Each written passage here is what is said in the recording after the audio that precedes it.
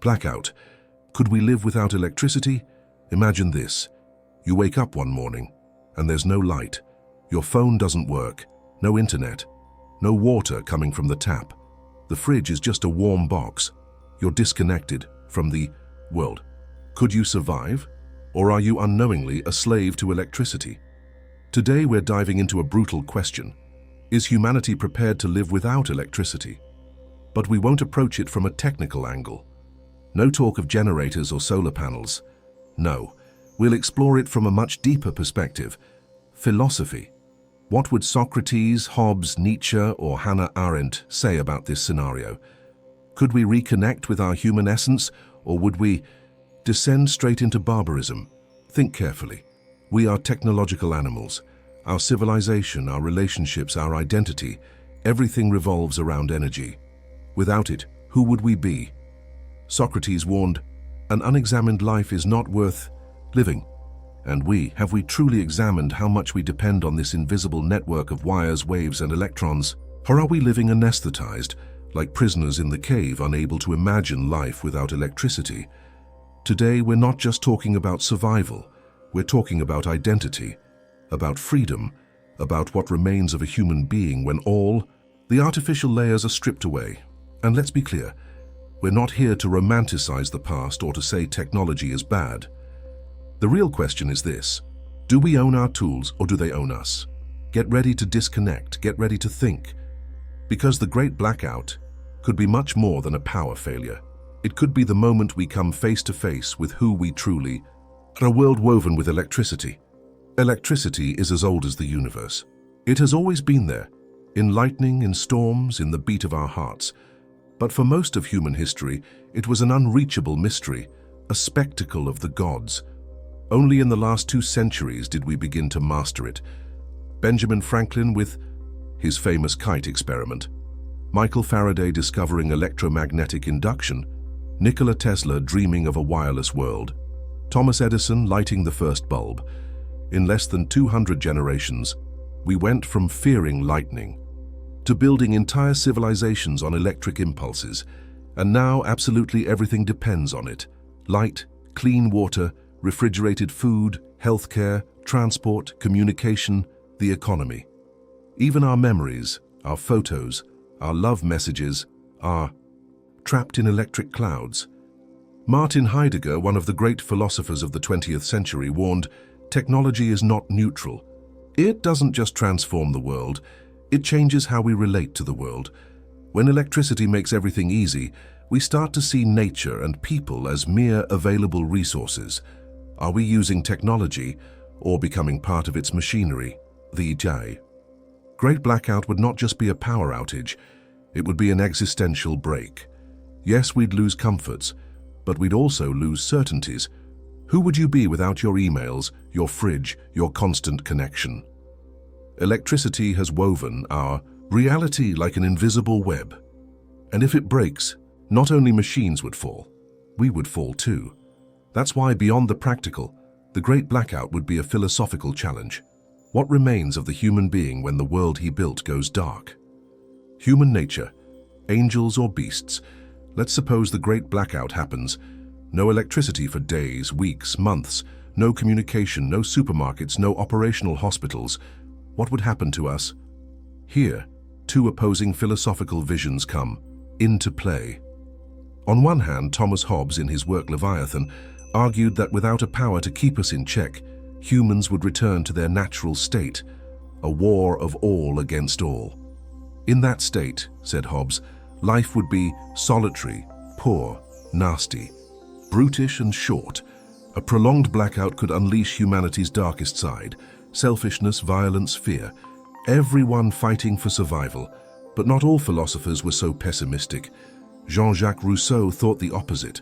For him, humans are good by nature, and it's civilization that corrupts them.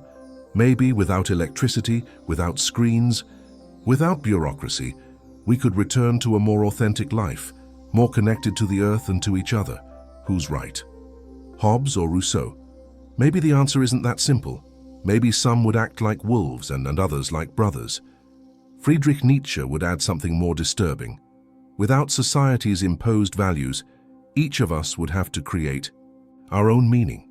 Without electricity, without internet, without predefined rules, could you build your own path? The Great Blackout then would be a filter, a kind of existential test. Would your body survive? Would your mind survive? Would your spirit? The real question isn't whether we could live without electricity. The real question is, who would we become when the lights go out? The modern cave. Are we prisoners of electricity? Over 2,000 years ago, Plato left us an image that still shakes us. The allegory of the cave. A group of prisoners lives chained inside a cave, watching only shadows projected on a wall. They believe those shadows are reality, because they've never seen anything else. Now think about us. Aren't we also chained, staring at glowing screens, believing that life happens inside them? Haven't we confused electrical connection with human connection? Electricity sustains those shadows. Without it, a smartphone is a useless brick, a TV, a mute box, the internet, a desert. A great blackout would be like breaking the chains, leaving the cave. But are we ready? According to Plato, the freed prisoner's first reaction isn't gratitude, it's pain. Real light hurts, truth is overwhelming. Many would prefer to return to the comfortable darkness. Would we be able to face the world without electrical intermediaries? Could we live exposed to reality? Contemporary philosopher Byung-Chul Han speaks of a society of fatigue where we are so hyper-connected that we no longer have time to think. A blackout would be a radical cut, a brutal silence, a collision with ourselves. Without constant stimuli, without electricity, we'd be left alone with our thoughts. And what if we didn't like what we found there? Leaving the cave is not simply disconnecting, it's rediscovering ourselves. Electricity doesn't just light up our cities, it also illuminates our chains. Maybe the blackout wouldn't be an end. Maybe it would be an opportunity to finally see the world as it is, and not just its shadows. Community or chaos, the human dilemma. Without electricity, a great blackout wouldn't just disconnect us from technology. It would disconnect us from the social structure as we know it. No phones, no internet, no electricity. How would we organize ourselves? Aristotle said that humans are by nature political animals. We need community to thrive. But he also warned, outside the community, we are either gods or beasts. In a world without electricity, modern institutions would collapse. Bureaucracy, healthcare systems, banking, everything depends on the electric grid. Would we return to small local communities, barter markets, mutual aid, or survival of the fittest? Thomas More, in his Utopia, dreamed of a perfect egalitarian society where everything is shared. But would we be capable of building something like that? Or would we repeat the mistakes of the past? In times of scarcity, selfishness may take over. But solidarity can also emerge. Think about moments of crisis. Earthquakes, wars, natural disasters. Often the best of humanity appears when everything else falls apart. Maybe the blackout would reveal our true nature beyond speeches and masks. Albert. Camus reminded us in The Plague that in the face of absurdity and suffering, the most dignified response is solidarity. Perhaps without electricity, we'd relearn the art of being together, face to face, hand in hand. The Great Blackout would be a global social experiment, a test of our capacity to cooperate or destroy each other. And here arises the most unsettling question: do we need electricity to be civilized, or is civilization something we carry or don't carry within us? The cable can break, but community, that's another story. Time without light, a curse or a liberation? Pause for a second and think, how much time do you spend each day connected to something electrical? Hours in front of a computer, hours staring at your phone, hours under artificial lights. Even while we sleep, we're surrounded by devices that never fully turn off. A great blackout would force us to reconcile with something we've forgotten: natural time. Seneca, the Stoic philosopher, said that it's not that we have little time, but that we waste much of it. In a life without electricity, Time wouldn't be a tyrant chasing us with notifications. It would be a flow, marked by the sunrise, birdsong, the changing seasons. Could we adapt?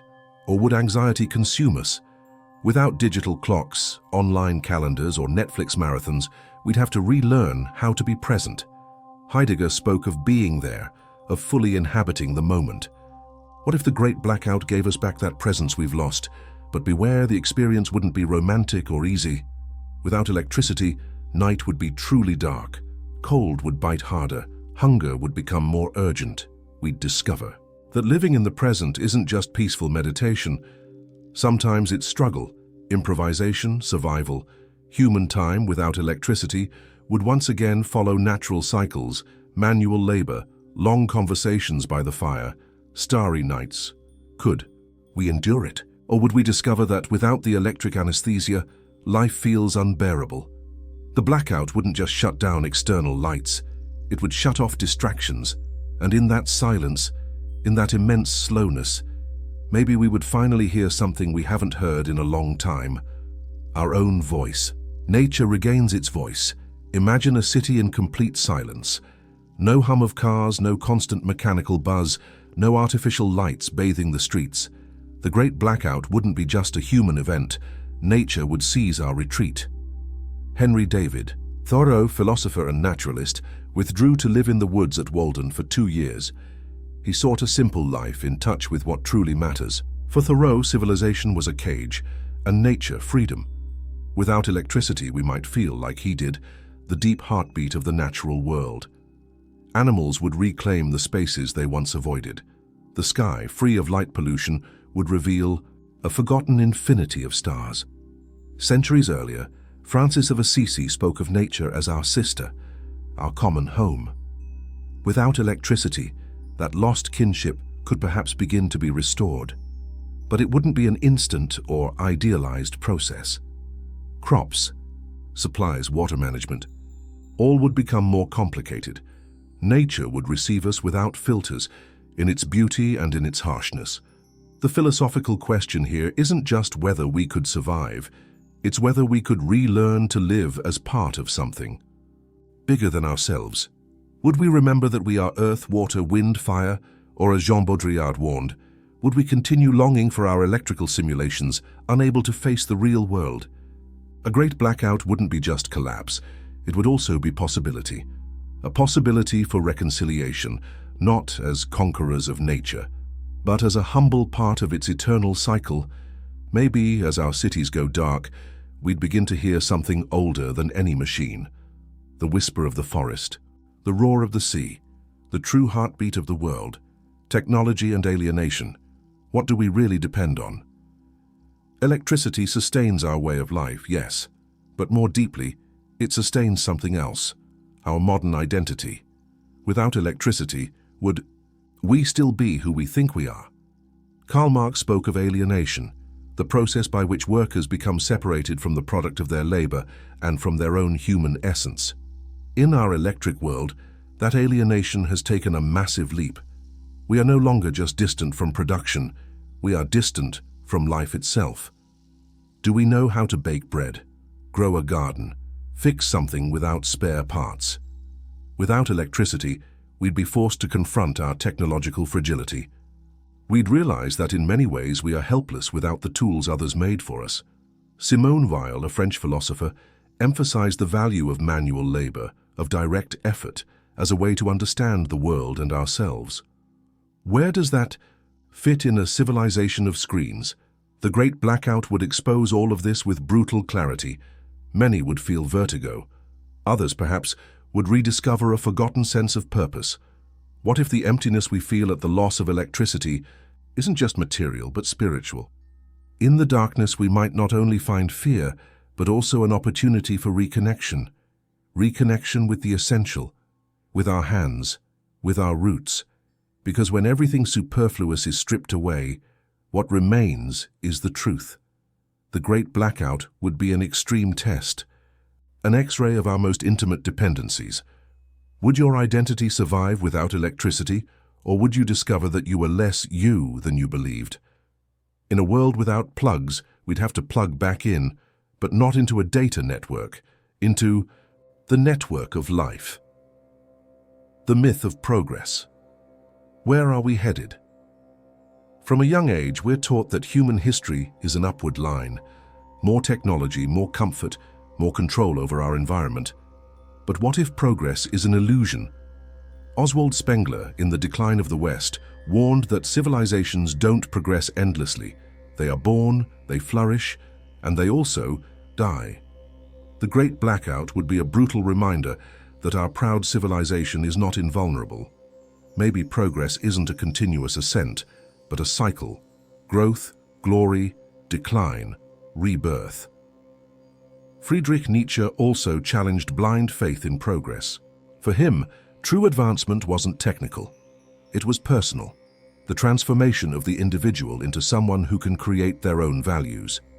Without electricity, without the toys of modernity, we'd be forced to face an uncomfortable truth. Have we evolved as a species, or have we merely become more technically sophisticated? Perhaps a world without electricity would force us to distinguish between real progress and apparent progress. Real progress is knowing how to live, how to love, how to think. Apparent progress is having more devices, more speed, more consumption. A prolonged blackout would test what we've truly learned as a species. Can we cooperate? Can we adapt? Can we endure? Hannah Arendt said that the ability to begin something new is essential to being human. Not repeating, not recycling, not depending, but creating. Would we be capable of a new beginning after collapse, or would we just long for the old power outlets, hoping someone else fixes everything? Maybe the Great Blackout wouldn't just be a catastrophe. Maybe it would be a mirror, an uncomfortable mirror, but also a necessary one. The inner blackout. Are we ready? In the end, the Great Blackout isn't just an external possibility. It's also a metaphor for something already happening inside us. We live lit by screens, but increasingly dimmed inside. We've conquered the physical world with electricity. But what about the inner world? Socrates taught that true knowledge begins with admitting our own ignorance. Do we really know who we are, without the artificial lights that distract us? In the forced silence of a world without electricity, we might discover an uncomfortable truth, that we've spent years running from ourselves. Epicurus, over 2,000 years ago, said that happiness lies in simple things: friendship, enough food, free thought. Not in excess, not in noise, not in accumulation. A great blackout, though terrifying, could be a wake-up call, a brutal reminder that we don't control everything, that we depend on each other, that we are fragile, and precisely for that reason, precious. Electricity may go, networks may collapse, but we'd still have the ability to think, to feel, to love, to rebuild. Albert Camus once wrote that in the midst of winter, he discovered within himself an invincible summer. That summer doesn't depend on plugs or antennas. It lives in our dignity, our imagination, our will to persevere. So the question isn't just whether we could survive without electricity. The real question is, can we survive ourselves? Shutting down the outer world might just spark at last the inner one, because sometimes everything needs to go dark, so that the true light can begin to shine inside you. And that's it for this journey into the heart of the Great Blackout. If it made you think even a little, don't forget to leave a like, subscribe, and share it with someone else who might need to disconnect in order to reconnect. Philosophy begins with a question. And you? Are you ready to live without electricity? See you in the next video. Until then, may your inner light never go out.